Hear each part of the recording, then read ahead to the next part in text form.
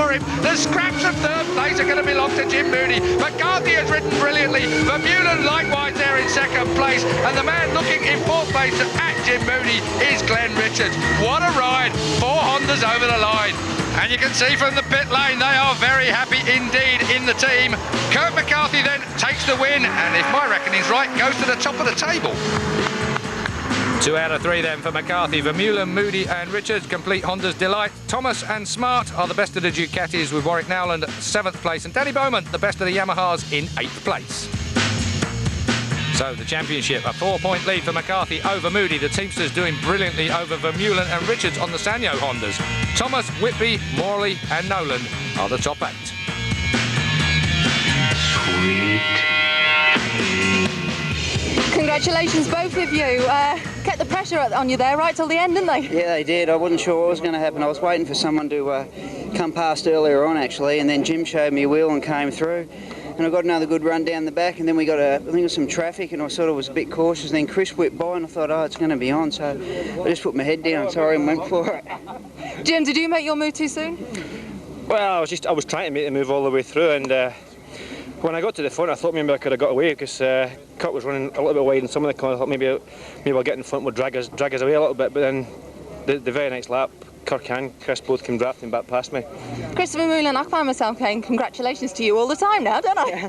No, it's been good. It's a pity I couldn't have won that one, but we were slightly down on speed on the Castrol bikes, but it was like I could stay with them, but I just couldn't pull out the slipstream. But it was a good race anyway, and I'm happy to come away second. Jim Moody didn't give you much opportunity to pass him, did he? No, Jim's pretty good on the brakes, and he goes in really deep and doesn't want to let you pass. But it was good racing anyway, so I had a lot of fun. Congratulations. Thanks a lot.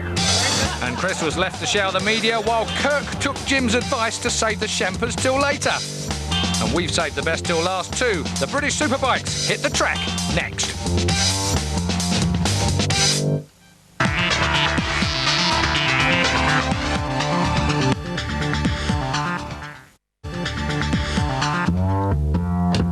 For the second time at Thruxton, the grid is lined with talent.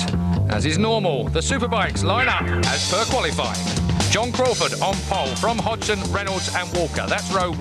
Row 2, Steve Hislop, Paul Brown, James Hayden and James Toseland. Shane Byrne will not be on row 3. He's at the hospital, but we're told is okay. The grid has been held to make a decision regarding the weather, waiting for the clouds to blow over and the umbrellas to go down. Tyre choice, it's a nightmare.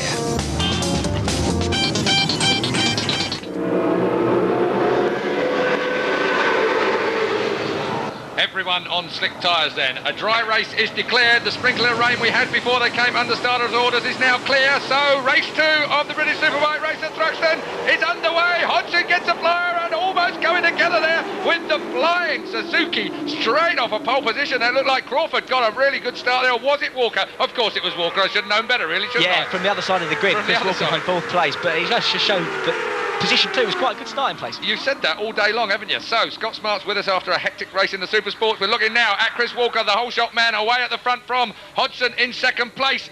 And watch out for Crawford. He got a much better start. He's in 5th place at the moment, as did Steve Hislop as well from the 2nd row. Steve Hislop looking very good in race 1 today. Can he make it convert on that slow old Yamaha? Certainly looked a bit slow in race 1. Here we are. Walker looking so Walker. Hodgson right behind him. Now then. Hodgson had a bit of a problem in race 1. He was out on his spare bike after a misfire when the race was stopped. So Hodgson now should be on his full race top bike, the number 1 bike. And can he make it his first race win of the year? He's in 2nd place. 3rd place is a Rev A Red Bull Ducati. It looks like John Reynolds. But here comes Hizzy. Now let's have a look at the speed of that Yamaha down the back straight here. You saw the immense speed he managed to carry through Church Corner, and it's onto the back straight, but you see he doesn't manage to have enough power to hold on to them down the straight. So it must be so frustrating for him. Steve Hislop then, the man who would have been on pole, up for a crash. We've got a bit of a problem there. What happened? Oh, that was a major problem there for Walker. Now, did he think that was stopped? I think he saw a red flag or something, because through has come Hizzy as well. Well, whatever happened there, I've got no idea. Hizzy, though, kept the power on and has come through to 2nd place after a bit of a melee there from Chris Walker. Yeah, Any guesses there, Scott? He shut the throttle and everybody had to fall over themselves to miss him, but maybe it's the marshal in the red standing on the wall behind the post. Who knows? He looks like Mr. Colgate from where I am at the moment, but it's Chris Walker still in charge, but Hizzy is right up there with him now. Yeah, so that served Hislop well. I mean, we saw Hislop after the restart in the first leg absolutely flying, and his speed was phenomenal, so hopefully he can convert it this time. Michael Rutter is in pit lane. He's coming at the end of lap 1, so Rutter is out already on Ray Stringer's motorcycle, but it is Chris Walker that leads from Hislop, from Hodgson, and those three are joined together, and then it's John Crawford. Nice to see John Crawford, the Scotsman on number 11, who was in pole. Oh, look at Izzy, another Scot, giving Walker a real hard time on the run into Church Corner, and he's under him as well, onto the straight then, up towards the fastest part of the course at Brooklands. It is Hislop that leads. Well, Hislop has been Mr. Pole this year, so Martin, who comes Hodgson to second place? As he leads at Club Corner, Hodgson second, Walker third, Crawford in fourth place at the moment on bike 11. Hodgson had learned that one. He got that done to him several times by Chris Walker, so he's just been paying back the compliment. Oh! Bike. That is Crawford's bike's about to go bang. I hope that's not a leak. I hope that's smoke from the exhaust, because that will have Crawford off if it's an oil leak. I think he's coming up to one of the points where they can actually indicate to him. That is coming out, not out of the exhaust pipe, that is coming out of the motor on the side. That is very dangerous indoors. That looks more like a leak onto the exhaust pipe from behind the fairing than out of the exhaust end, which indicates to me that bike has got an oil leak. This could be a disaster for Crawford. The tyre is starting to shine up, it looked like, on the other side. He felt that then, he felt it then. There's the warning. Let's hope he sees it. This is the worst part of the course. This is a very, very fast part of the course. This could be dark. The bike is obviously slowing up. He's spotted it. He's felt it at last. Thank heavens for that. That really is major, because that was spilling oil onto the exhaust pipe, and Crawford is a very unhappy man. We saw it in race 1 at Donington where Chris Walker's bike blew, but that to me looked potentially a much more lethal concoction. Oh, red flag, we got a red flag. Aha, right. And maybe some oil was left on the circuit. That might mean, yes, indeed. The marshals have been out and spotted maybe some oil down on the circuit, and they've decided, possibly because of safety, we're only guessing here, because they would have radioed forward. Look at Crawford, he's not happy. They would have radioed from this point that bike has been leaking oil big time, and they would have radioed back to race control, and then the race director, Stuart Higgs, would have taken the decision to stop this race after consultation with possibly the clerk of the course. So a situation here now where will Crawford be allowed to restart on his spare bike? In my view, he will be able to, because it's been stopped, and so Crawford, it can restart. And we've only done a couple of laps. We've only done 2 laps. So I think we'll revert back to the original grid positions. And it'll be a complete new restarted race. They've stopped it, so you might be able to get back. Stand on the track, not lift. Chris Walker then takes Crawford back to pit lane. That is one pillion ride I never would want to be forced into.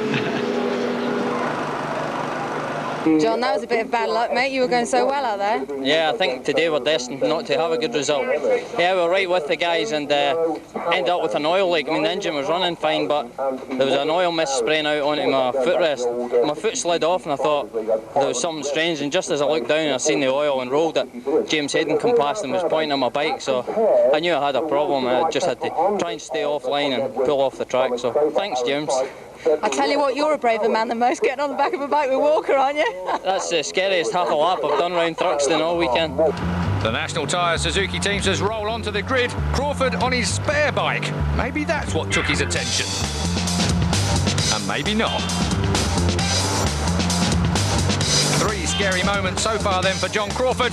And if you wonder why we keep going on about the oil, even Hayden was scared by it. When oil is leaking from a motorcycle onto a slick rear tyre, the first time you know about it is when it lets go from underneath you and you crash at over 150 miles an hour. Crawford can think himself lucky. Michael Runner starts from pits lane.